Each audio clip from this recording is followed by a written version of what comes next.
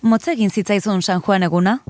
San Juan eguna urteko egunik luzeena da, udarako solstizioa. Baina zergatik da egunik luzeena? Bereziki, ipar hemisferioa eguzkirun zinklinatuago dagoelako. Hala ere, egunen iraupena hainbat faktoreren menpe dago. Lurraren inklinazioaren eta mugimendu orbitalaren menpe alegia. Eta gizakiok sorturiko elementu bat gehituko bagenu?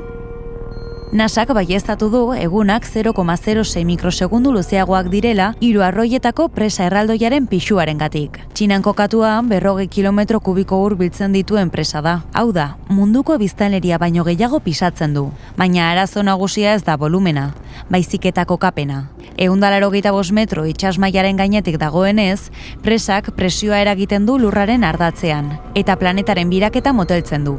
Azalpena zientifikoa da.